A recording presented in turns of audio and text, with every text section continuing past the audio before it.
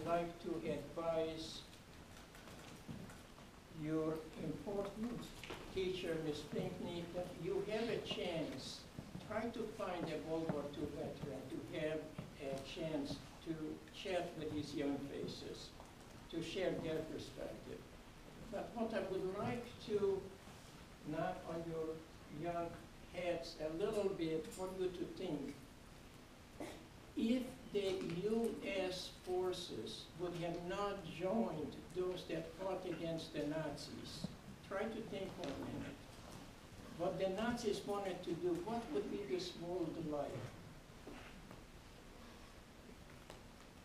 Would we have the diversity that we have in this country? No. Because they didn't want to have diversity. Anyone who was not a rein Deutsche person had no right to exist. So look, you know, the diversity that we have here, we would not have.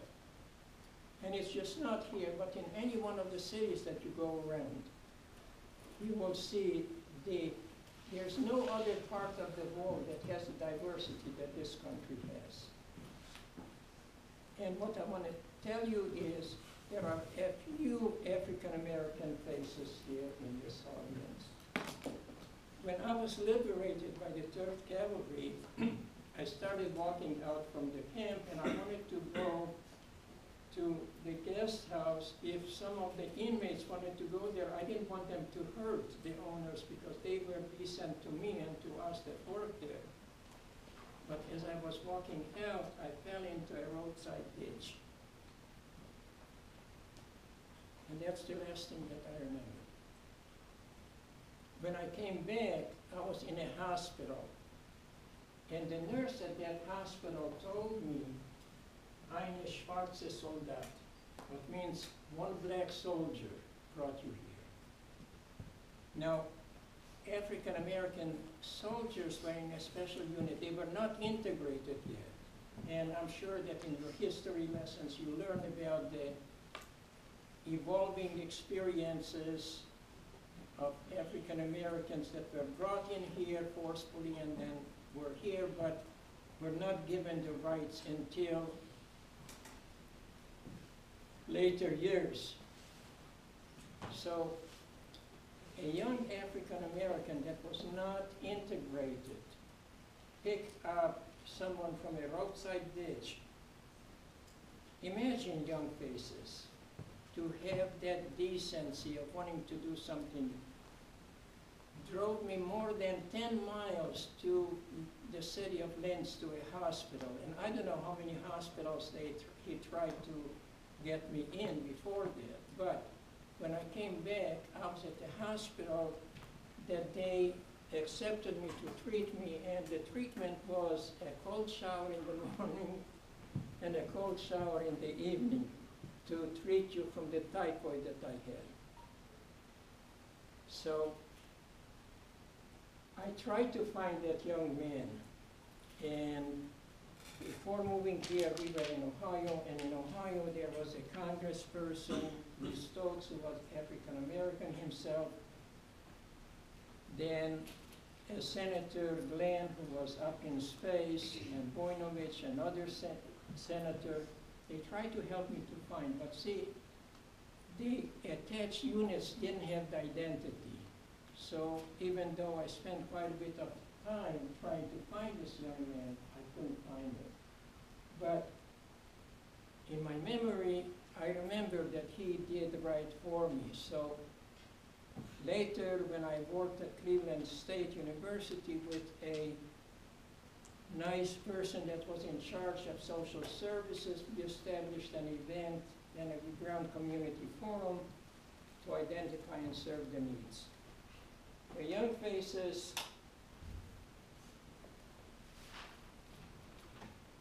I thankfully came out alive.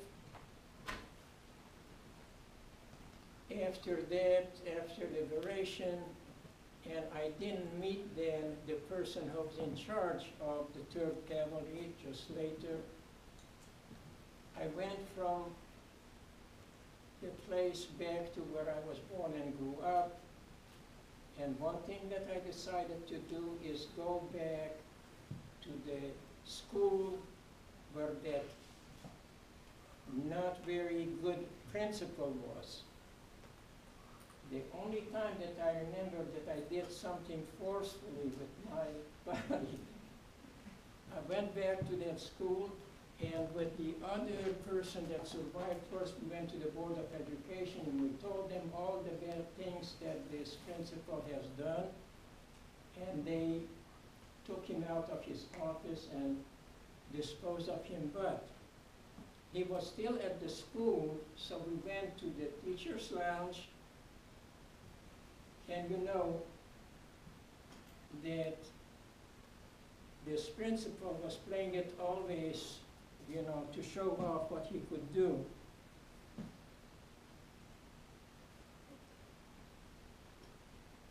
But you are looking at me, and I decided I'm going to do something to this person that was so bad to us.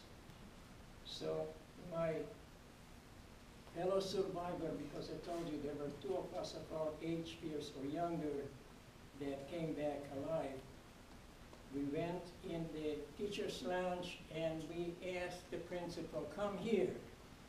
You remember what you did to us? And we threw at him all the bad things that he has said this way and that way. The only time that I remember myself that I used physical force, I knocked him and he fell on the floor, and we walked on him and walked out of the school. But that was the only time that I remember that I used physical force in any kind of way. But I think that he deserved it. So young faces, from there, I didn't want to stay in the place where I was born and grew up. I went to Germany, and I had an uncle here in the United States that was willing to be a sponsor for me, and applied for, and I was at a place called Berlin-Belsen. There were soldiers from Palestine, the Palestine Jewish Brigade, and I assisted them with various activities.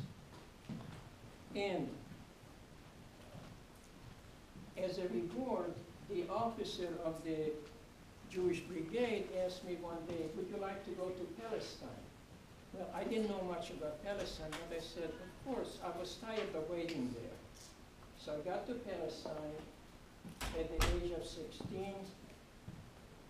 I volunteered to serve with what has become the Israel Defense Forces, served in the War of Independence, and feel very proud that I contributed to the establishment of the State of Israel in that War of Independence. And after that, I lived for 20 years in the State of Israel. Now, my good fortune, see, I brag to you that I had 4 years of elementary education. And for whatever reason, I decided I want to get a college degree. So in order to go to college in Israel, you had to have a high school degree. So working full-time, I studied for and took one exam after the other until when I was 30 years old, I got my high school diploma. And I felt, you know, like I had my bragging rights. I can say I have a high school diploma. And I applied for, and I got accepted at the Hebrew University, and worked full-time and attended classes, worked full-time, attended classes. At the age of 33, I got my college degree from the Hebrew University. And I worked, I got a good job. I was director of the boarding school. And one day, the Minister of Education called me and asked, can I bring a group of visitors from the United States to see the place that we're in charge of? Of course. They came and visited. 2 weeks later, he called me, would you like to go to the United States and get your master's degree? Wow. I would have not had the money to pay for it, but so my good fortune that fellowship that they paid for my travel expense and for coming here and attending the University of Michigan. And guess what? Now please stand up. I think they can see me, dear. Please stand up. Guess who else was at the University of Michigan? 50 years ago. 50 years ago, we met at the University of Michigan, and my good fortune, a year later, my favorite girlfriend, the person that I love very dearly, agreed to be my wife. And so we have been married for 49 years, and next year we will have our 50th marriage anniversary. What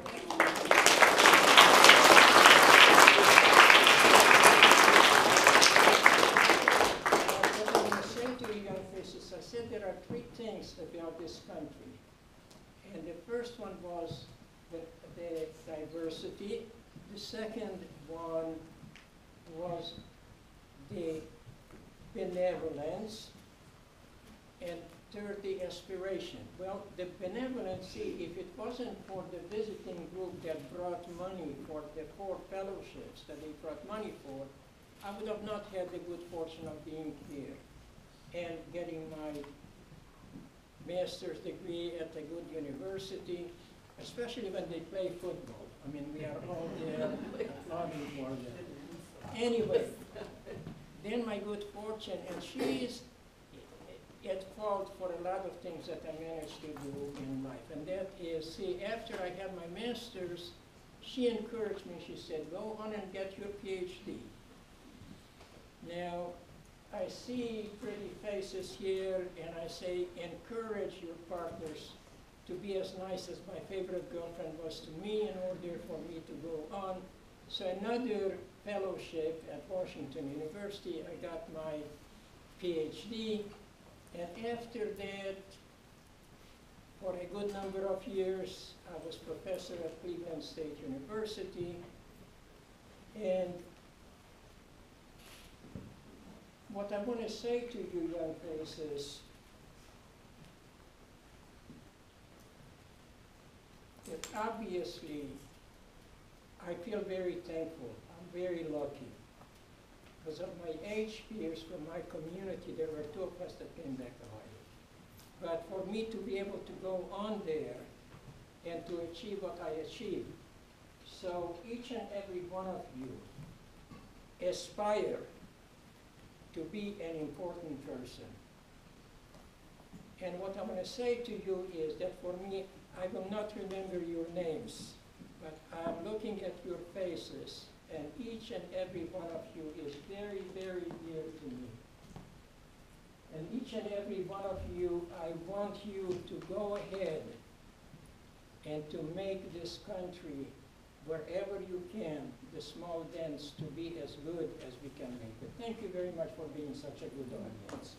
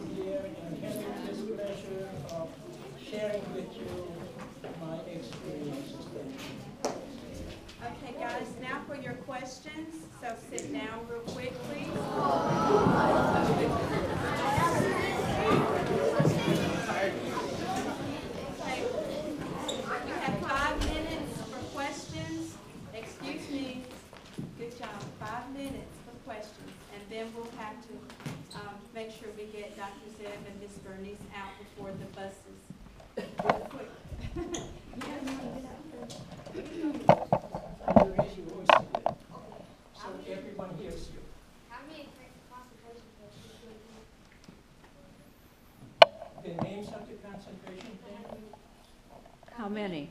How many?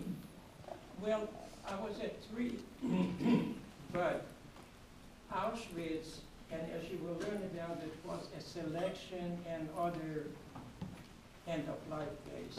Mauthausen was in Austria, distribution place, like a central. And the third one where I was for a year was Edense in Austria. When you went through the line, were you like scared? Like, would you like lose just what you were? The question is, was I scared? I mean, my honest answer is, I didn't know what to think. You know, because when you are at that beautiful night, and when I remember that night, what the memories come back, the young rabbi from our community was standing there and praying, God, evil forces enter your holy kingdom, and how long will this go on? And the skies, full of stars, beautiful night, and the stench. So,